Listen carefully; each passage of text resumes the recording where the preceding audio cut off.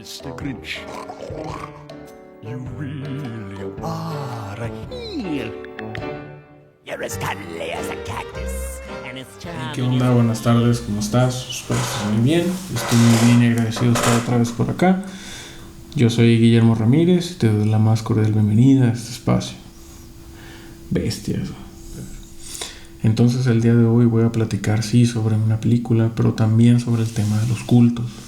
La propuesta que traigo en este video es que a través de la película del Grinch voy a intentar hablar sobre los cultos, qué opino sobre ellos y también qué opino sobre la película.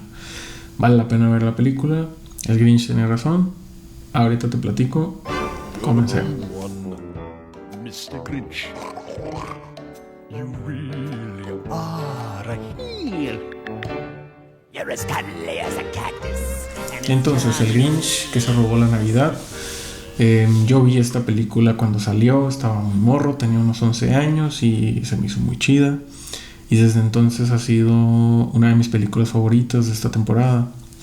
A mis 36 años es una película que todos los años intento verla al menos una vez. Esta película salió en el año 2000, dirigida por Ron Howard. Ron Howard ha dirigido películas como Apolo 13, El Código de Da Vinci y la película de Solo, Han Solo, de la saga de Star Wars. Regresando al Grinch, que es una de las películas que hizo, esta película está basada en el libro de 1957 de Dr. Seuss.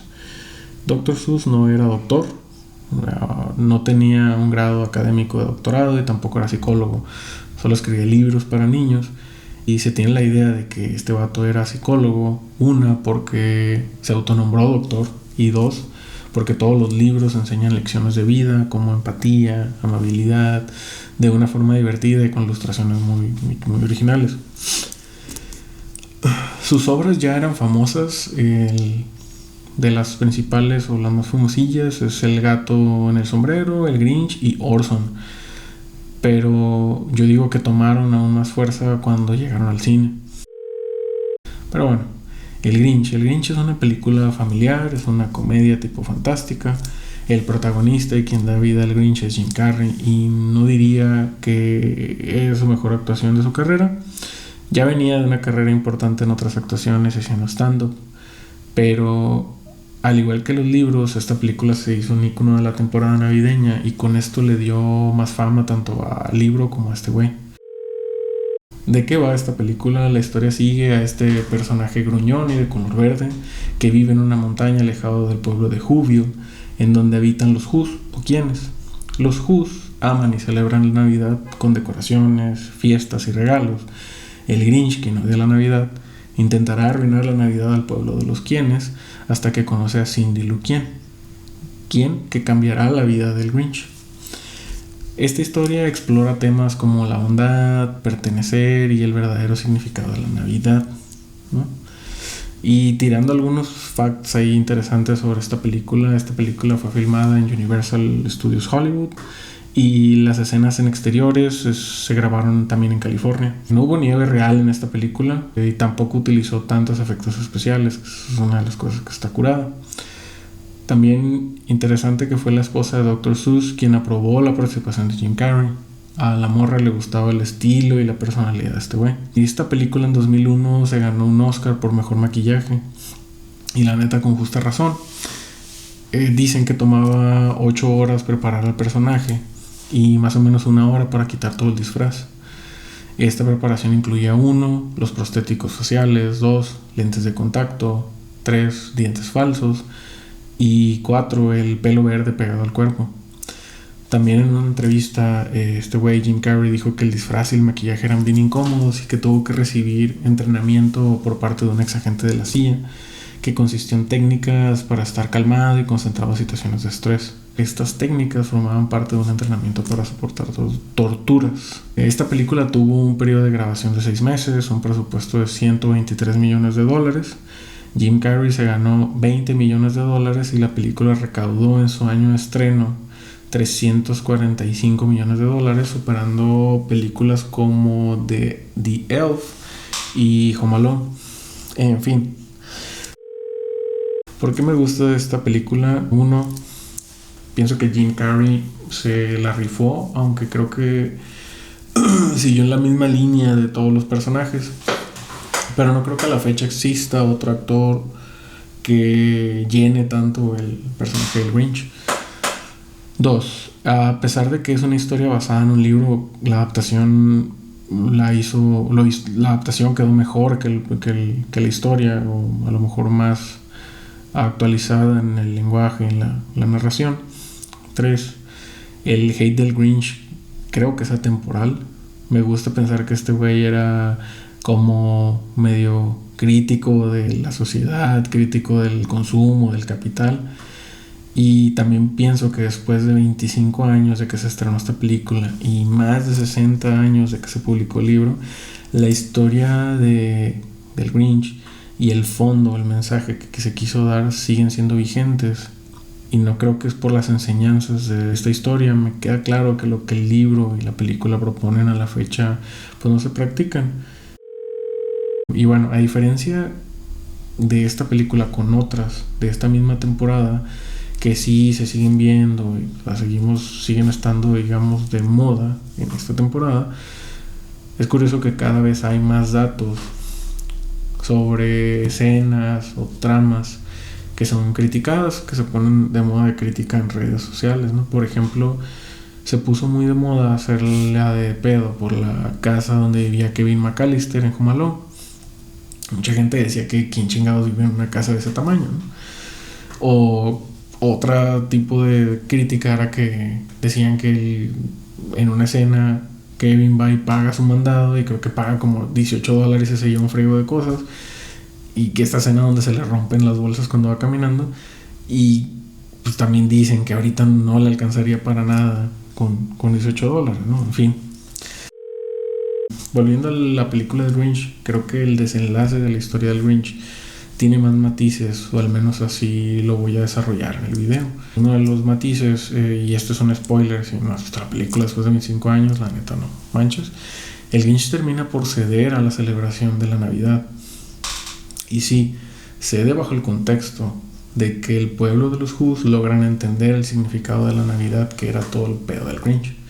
Pero, y aquí va mi crítica, en la película no se rompe ningún símbolo de la celebración de Navidad. Incluso el Grinch regresa a todos los símbolos que se necesitan para restaurar la celebración. O sea, regresa al arbolito, las esferas, los regalos, las luces. Entonces, ¿se aprendió realmente el fondo del mensaje de esta historia? Yo creo que no.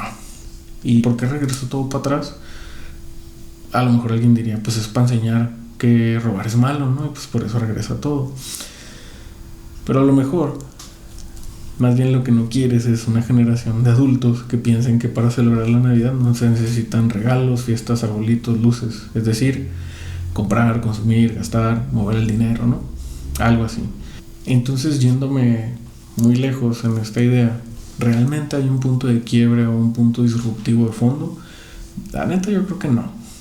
Más bien creo que esta historia y esta película y este libro en el final ratifican la idea de que no te puedes salir o no puedes romper ese patrón, ¿no? Y aquí, haciendo conexión con el segundo tema, también de alguna forma te dice que no puedes ir en contra de una idea, y en este caso pues es la idea más grande, o es, si lo quiero decir, es el culto más grande, pues es del que la gran mayoría de la sociedad estamos incrustados, ¿no? Y no lo podemos quitar. Al menos yo le encuentro dos perspectivas para ver esta película con el tema de los cultos. El primero es ver al Grinch como el líder de un culto que estaba en contra de la Navidad, nomás que el güey pues no tenía seguidores. El segundo es ver al Grinch como el personaje disruptivo, y a la Navidad como un gran culto, y a Santa Claus como su líder.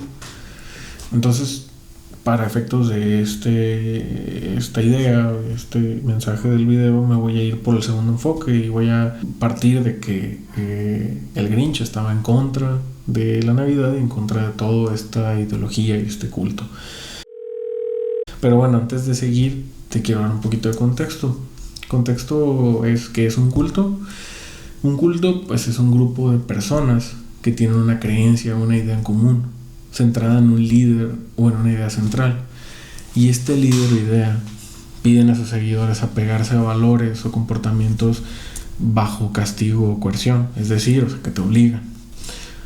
Por eso luego se llaman cultos coercivos, ¿no? Porque pues están obligando a hacer o a creer algo. Ahora, importante, creo que un culto pues no existe por sí solo. Necesitas personas, necesitas un líder o cabecilla, si le quieres llamar así, ¿no? Entonces, y al igual que el Grinch, este grupo de personas se aísla y segrega o discrimina a quienes no siguen, no hacen y que obviamente no comparten la misma idea del líder, bajo la narrativa de que quien no los sigue están equivocados, y luego los etiquetan como los villanos.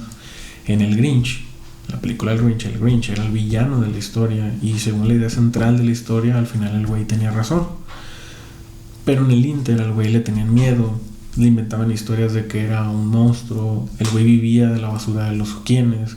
De hecho, su nombre estaba en el diccionario de los quienes, con connotaciones negativas, como en vez de decir la cagaste diciendo la grinchaste, ¿no? Y todavía, para hacer más drástica la diferencia, el güey lo inventan de color verde, totalmente distinto al color del resto de los quienes. Y por el otro lado, los quienes, que eran para efecto de que son para efecto de esta idea de los seguidores.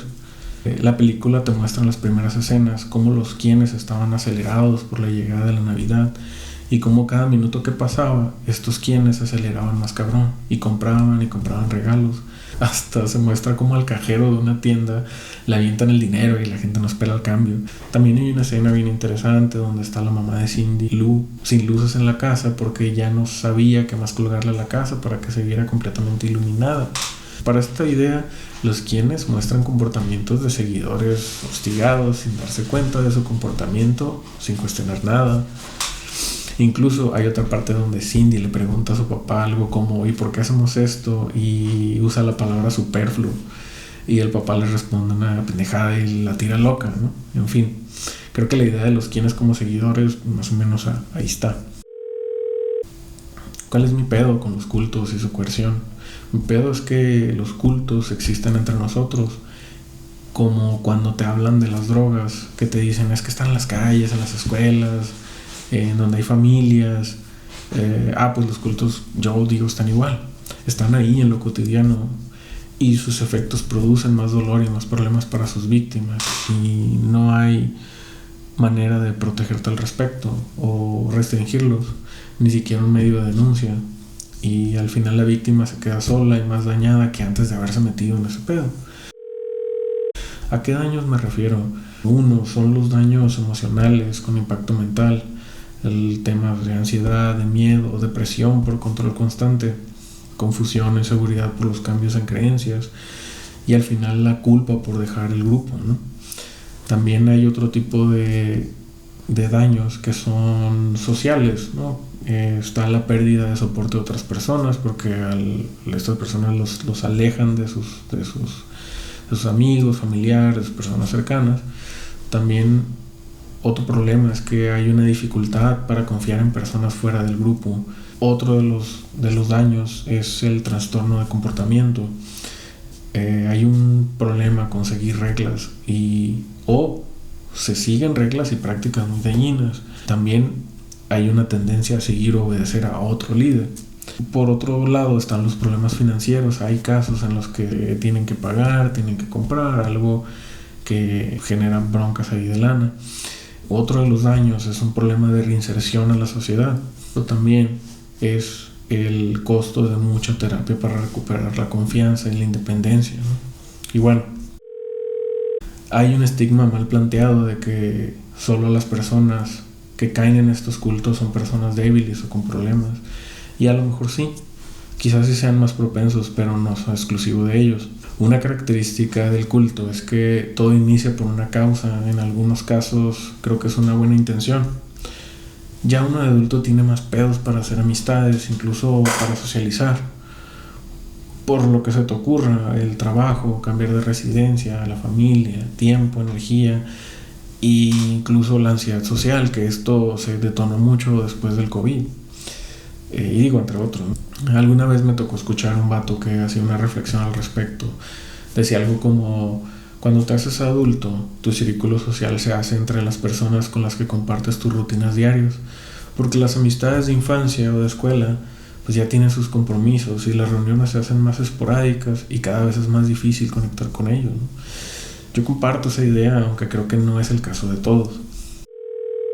Es en estas rutinas que menciono donde uno como adulto llega a conectar con otras personas, por ejemplo, en un gimnasio, en las clases de algo, música, pintura, fotos, cocina, el club de runners, la yoga, el barré, pilates, danza, zumba, los padres de familia de la escuela de tus hijos, en el trabajo, en la iglesia, en el comité de vecinos o en las clases de tu perro. ¿Y qué pasa? Que dentro de estos círculos hay un responsable o encargado, todavía no le voy a dar la connotación de líder, y este encargado responsable pues es quien de entrada tiene el control. También quizás tiene el conocimiento de lo que vas a ir a aprender, y este conocimiento a lo mejor lo tiene por experiencia o por título, y por eso es que vende o cobra por el servicio o producto que te está dando. ¿Y quién es este encargado? Pues siempre van a ser maestros, el entrenador, el coach, la instructora, etc. Entonces en estos espacios se dan relaciones de maestro-alumno, de guía-seguidor o supervisor-supervisado. Y creo que no hay pedo con eso, así funciona la dinámica para aprender algo. El pedo es cuando la buena causa o la buena intención se convierte en un medio de control. Algunas de las características de los cultos son creencias o ideas poco usuales o extremas, que primero se invitan, como te digo, empieza por una buena intención, una buena causa, y luego se imponen. También hay un aislamiento de familia, amigos y en casos extremos de la misma sociedad. Otro es que los cultos usualmente demandan lealtad y obediencia. Hay una manipulación del tiempo de la persona, hay explotación a veces de feria o a veces del trabajo o de la profesión de la persona miembro del grupo. Y todo empieza con reglas, que uno normalmente se acopla para no ser el que la hace peor por todo, hasta que surgen reglas donde hay presión por el mismo instructor o el grupo, y esto termina por cambiar la dinámica del grupo. Habrá casos donde llegues y ya está tan maduro el grupo que ante cualquier cambio o sugerencia, esta se toma como una crítica, y hay quienes a raíz de esto se quedan y se acoplan. Hay otros que no hacen clic y se van. Creo que no siempre es tan fácil el irte. ¿Por qué? Porque a veces es un tema de salud, porque necesitas estar haciéndolo en caso de gimnasios o entrenamientos.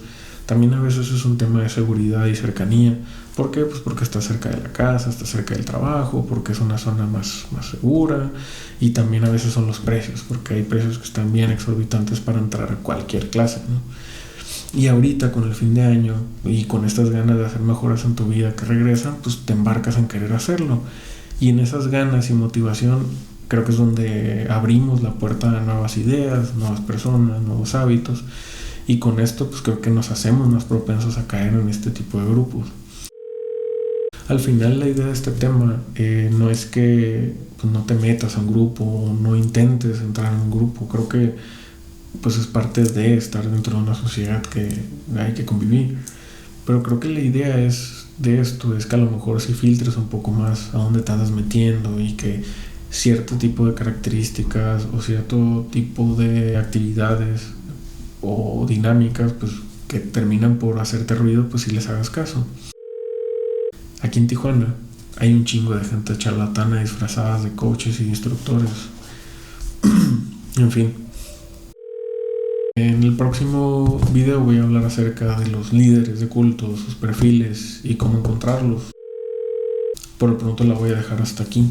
Si llegaste hasta esta parte del video te lo agradezco mucho. Espero lo hayas disfrutado, que tengas feliz cierre de año, diviértete, no seas amargado.